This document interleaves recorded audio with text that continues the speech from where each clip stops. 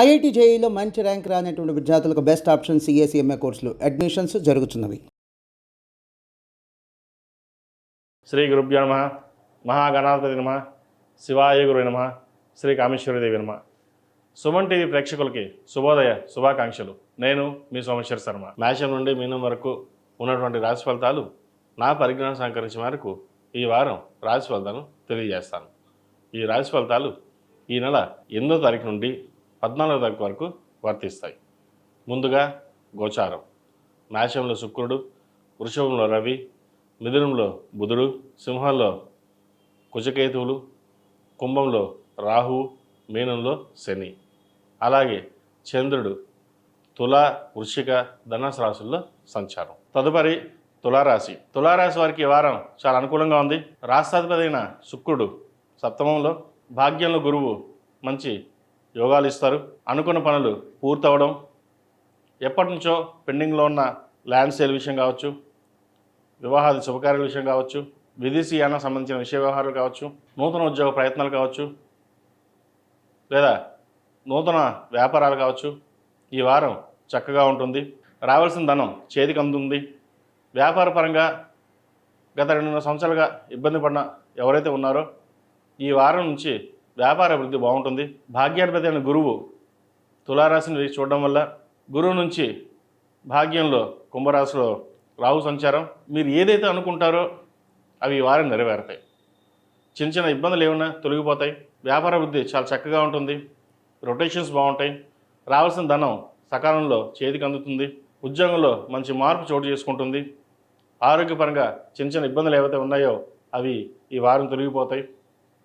ఎందుకంటే గురు దృష్టి అనేది తులారాశి మీద ఉండడం వల్ల కొన్ని శుభకార్యాలు జరుగుతాయి. శుభగ్రహ దృష్టి ఎప్పుడైతే జన్మరాశి మీద పడిందో కొన్ని అనుకోని సంఘటనలు కావచ్చు, ఎప్పటి నుంచో ఆగిపోయిన పని ఏదైతే ఉందో అది ఈ వారం నెరవేరుతుంది. భూ సంబంధించిన విషయ వ్యవహారాలు సానుకూల పడతాయి. ఎప్పటి నుంచో భూమి అమ్ముదాం అనుకుంటే ఎన్నో ఆటంకాలు ఎదురవుతున్న వాళ్ళకి ఈ వారం సేల్ అయ్యే అవకాశం గోచరిస్తుంది. అలాగే వాహన కొనుగోలు, ఆభరణాల కొనుగోలు చేసే అవకాశం లభిస్తుంది. మీ తెలివితేటలతోటి వ్యాపారాన్ని మంచి అభివృద్ధి పదంలో నడిపిస్తారు. ఉద్యోగస్తులు కావచ్చు, అటు బంధువర్గం కావచ్చు, మీకు ఎంతో సహాయ సహకారం చేస్తారు. ముందుగా జీవిత భాగస్వామి సహాయ సహకారాలు మీకు లభిస్తాయి. కాబట్టి ఏ పని చేసినా ఇబ్బంది లేకుండా ముందుకు సాగుతుంది. విదేశీ వ్యవహారాలకు సంబంధించి కూడా చక్కగా ఉంది. విదేశాలకు వెళ్ళాలనుకునే వారికి, ఇంపోర్ట్ ఎక్స్పోర్ట్ బిజినెస్ చేసేవారికి, అలాగే కాస్మెటిక్స్, సాఫ్ట్వేర్, చిరుధాన్య వ్యాపారస్తులకు, పూల వ్యాపారస్తులకు, కూరగాయల వ్యాపారస్తులకు, హోటల్ బిజినెస్ చేసేవారికి చక్కగా రాణిస్తారు. మనం కష్టపడ్డాం, దాని ఫలితం ఎప్పుడు వస్తుందని ఎదురు చూస్తూ ఉంటారు. ఈ వారం నుంచే మంచి ఫలితాలు అందుకోగలుగుతారు. వచ్చిన ధనాన్ని జాగ్రత్తగా సేవింగ్స్ చేయడం చెప్పదగిన సూచన. ఆరోగ్యపరంగా కూడా ఉన్నటువంటి ఇబ్బందులు ఏమైనా ఈ వారం తొలగిపోతాయి. మొత్తం మీద తులారాశి వారికి కొంతకాలంగా ఇబ్బంది పడుతున్న ఎవరైతే ఉన్నారో ఈ వారం నుంచి కొంతవరకు అభివృద్ధి కనిపిస్తుంది. అలాగే ఈ రాశిలో జన్మించిన విద్యార్థులకు విద్యాపరంగా చాలా అనుకూలంగా ఉంది. అభివృద్ధి సాధించగలుగుతారు.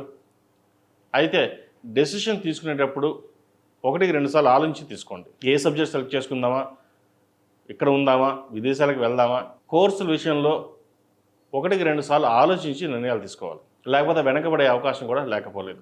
వచ్చిన అవకాశాన్ని సద్వినియోగపరచుకోవడం, అలాగే విదేశాల్లో ఉన్న విద్యార్థులు కావచ్చు, ఉద్యోగస్తులు కావచ్చు, నూతన ఉద్యోగ ప్రయత్నాలు చేస్తున్న వారికి మంచి అవకాశాలు కలిసి వస్తాయి.